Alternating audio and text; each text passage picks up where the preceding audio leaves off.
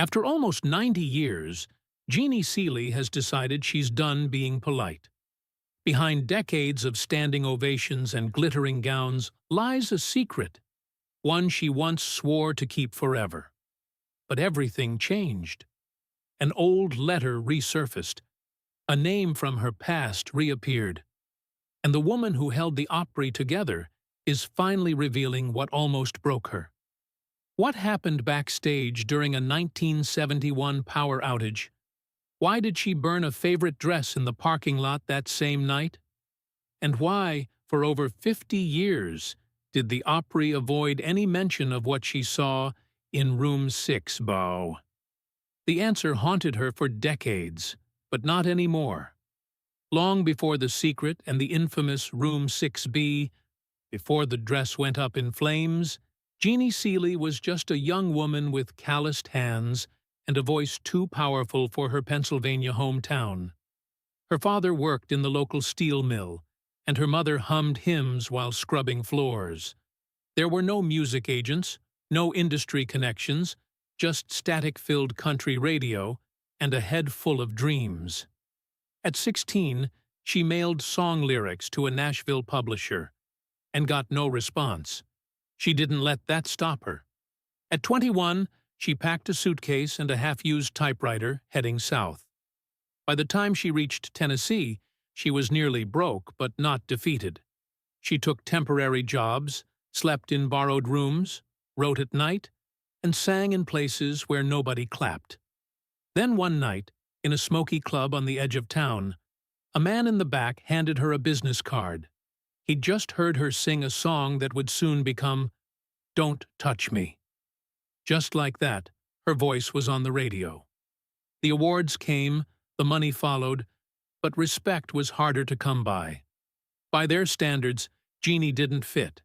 She wore short skirts and eyeliner, and she told jokes.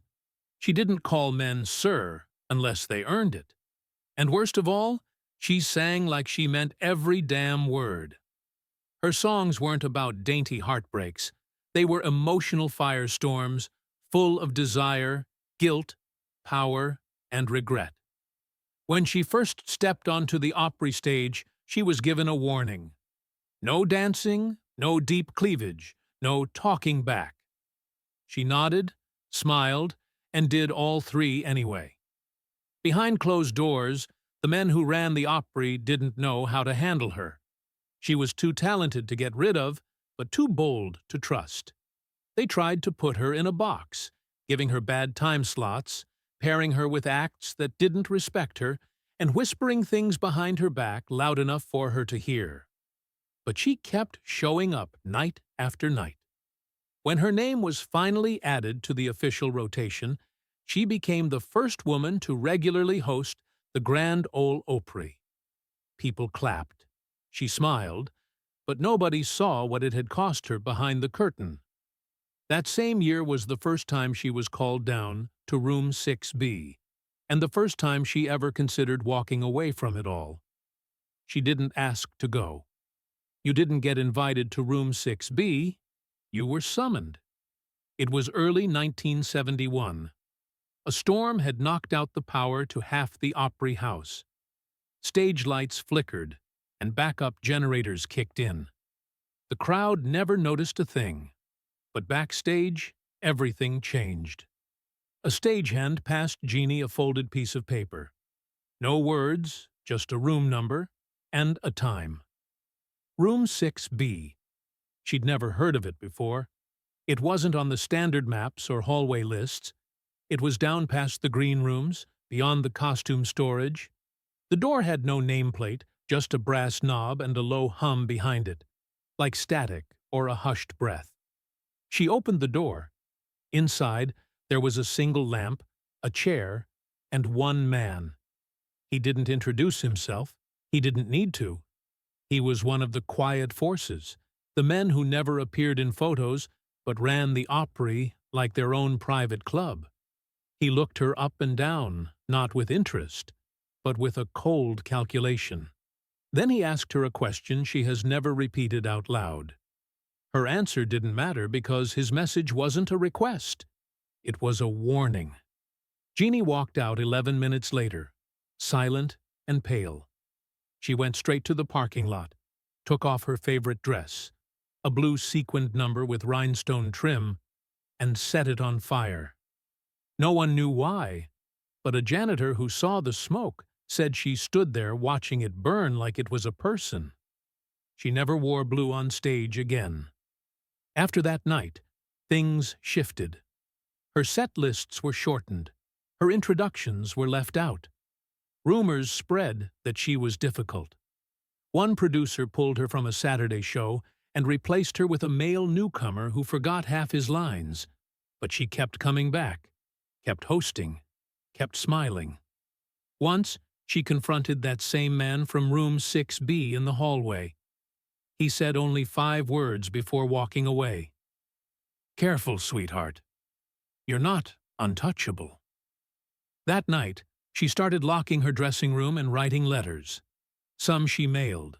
Most she hid in a box under her bed. Letters she hoped no one would ever need to read. Until now. They weren't diaries. They weren't songs. And they certainly weren't written to elicit sympathy. They were records, typed on thin onion skin paper, with her old manual typewriter. Always dated, always signed. Each one a snapshot of something she wasn't allowed to say out loud. The glances, the threats, the stage cues that mysteriously changed. The times her mic didn't turn on. And the night she walked out to silence while the curtain stayed down on purpose. Jeannie Seely wrote it all down. Every slight, every humiliation, every name. And she kept those letters in a shoebox under her bed, wrapped in a faded red scarf her mother gave her before she left Pennsylvania. The box was locked. She never told anyone the combination, not even her husband. She called it her insurance policy. But for her, it wasn't about revenge. It was about proof. Because one of the cruelest tricks the Opry played on its women was making them believe none of it was real, that they were just sensitive, that they took things too personally, that no one else had a problem but them. Jeannie knew better. She'd seen how they treated Dottie West before her death. She'd heard how they spoke about Patsy behind closed doors, that mouthy broad, that little drunk, that problem. She wasn't just writing for herself. She was documenting the pattern. But she never intended for anyone to read the letters. Not until the fire. In 1991, her second home caught fire in the middle of the night. Most of the house was spared, but her bedroom went up fast. The shoebox somehow survived. The heat melted the scarf, but the lock held. And inside, every single letter was intact. That night, as she sat on her porch surrounded by ash, she opened the box for the first time in years. And what she read didn't feel like her life anymore. It felt like a story someone else had lived, someone trapped, erased, and controlled. She didn't cry, she didn't scream, she just whispered to the wind, "I wasn't crazy." That was the night she made a new plan. Not to burn the letters or to hide them, but to wait for the right moment. To use them. As she turned 90, that moment finally came. It was just after sunset when the knock came. Jeannie Seely was in her kitchen, barefoot, brewing her usual evening tea. By then, she had stopped expecting visitors. Most people her age were either gone or had long since retired from calling. But this knock was different. Soft, hesitant, almost reverent. Standing at the door was a young woman no older than 30. Wide-eyed and nervous, she clutched a folder to her chest like it might disappear.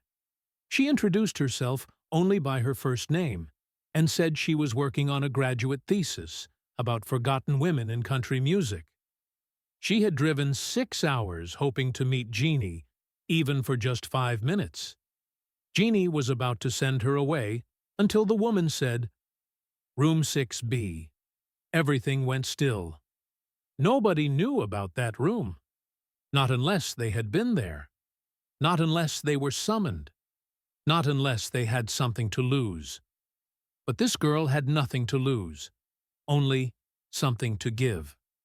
She reached into the folder and pulled out a photocopy. It was one of the letters, not a duplicate, but a scan, dated June 15, 1971. Typed in Jeannie's unmistakable format, it was a full account of her second visit to room 6B. Names, threats, the handshake deal she was forced to accept, and the line that sealed it all. "If I speak of this again, I will be removed from the stage before I finish my next verse." Jeannie's blood ran cold. She asked where the girl had found it. That's when the story unraveled. Apparently, in a backroom closet at the Opry's archival wing, one not open to the public, this letter had been misfiled inside a stack of stage diagrams. A former employee had tucked it there, likely without permission. Maybe he meant to return it. Maybe he meant to leak it. But there it was, preserved, quietly waiting. The girl found it while researching floor layouts. She said she read it 3 times before realizing what it was. She copied it, then sealed it back in place. Jeannie asked why she had brought it to her. The girl paused and said, "Because I think they've done this to others, and I think they'll do it again." That night, Jeannie didn't sleep. She opened the old shoebox, reread every letter, and realized the silence she'd protected for 60 years was about to end. There had always been whispers about doors that didn't appear on any blueprint, about tapes that vanished from the sound booth, about Opry members who stepped away after asking the wrong questions. But most of all, there was the hallway, a narrow, windowless stretch that led behind the oldest part of the building. Maintenance called it a service wing. Tour guides skipped it entirely. But insiders knew this was where the real decisions were made, where men in tailored suits and smoky voices gathered behind closed doors and rewrote careers like pages in a script. Jeannie had walked that hallway only twice in her life. Both times it ended with room 6B. But when the young researcher returned a week later, carrying floor plans, records, and a notebook full of hand-drawn maps, she said something Jeannie never expected to hear. Room 6B doesn't exist anymore. According to updated architectural documents, the room had been walled off in the late 1990s. There was no permit, no renovation notes, just a blank space where a door once stood, as if it had never been there at all. And yet, it had.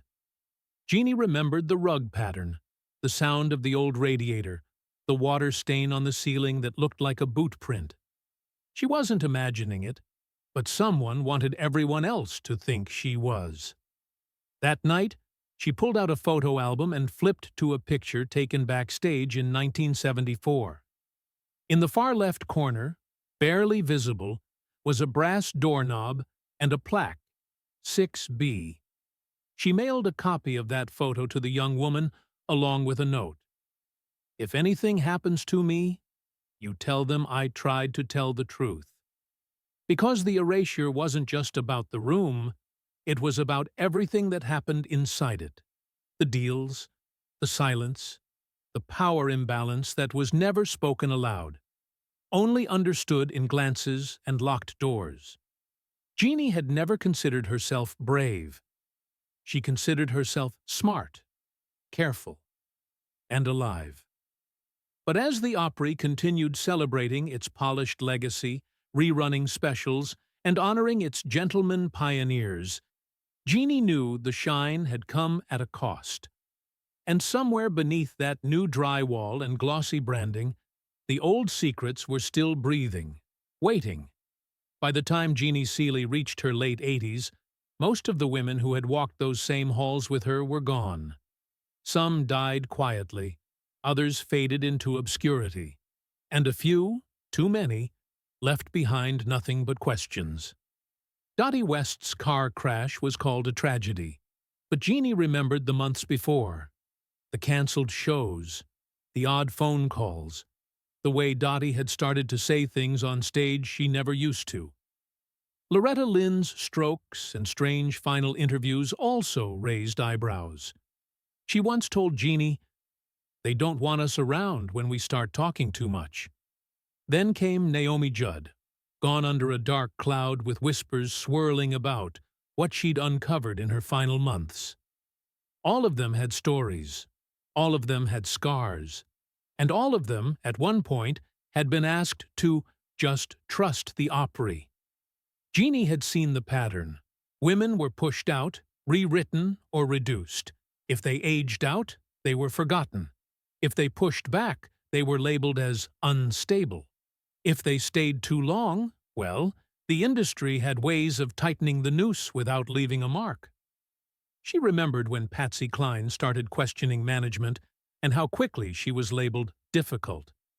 And when Skeeter Davis criticized the church's grip on the industry, she was banned from the Opry for a decade. Jeannie never forgot. She still had the letter Skeeter mailed her from Kentucky, a note scrawled in blue ink. "They're not mad at what I said.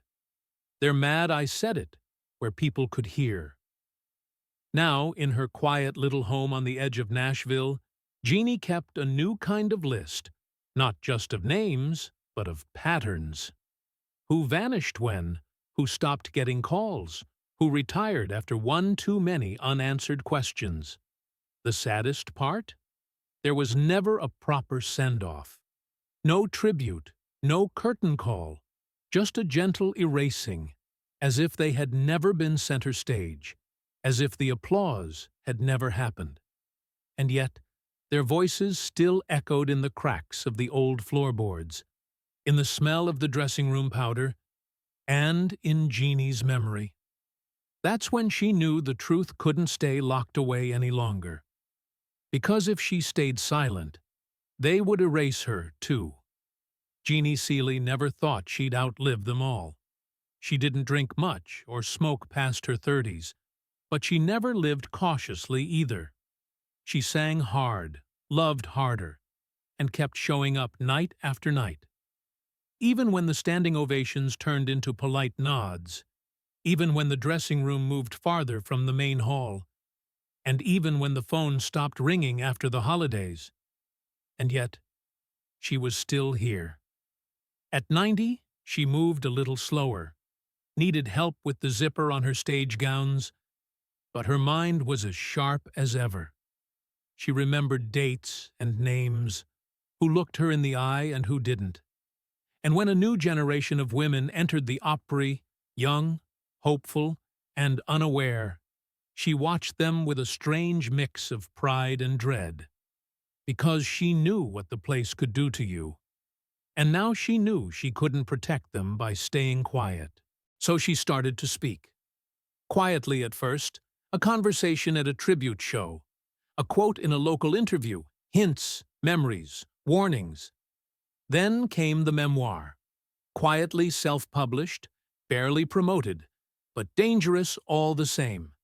Inside were pieces of the letters, redacted names, footnotes, disguised truths, enough to make people uncomfortable, enough to make a few calls stop coming, enough to get a midnight knock on her door from a former Opry tech who just said, "I read it, and I believe every word."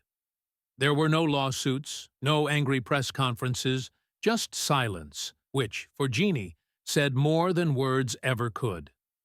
In the months that followed, something strange happened.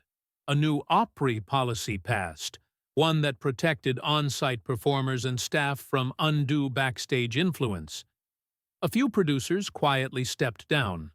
A handful of young women reached out privately to thank her.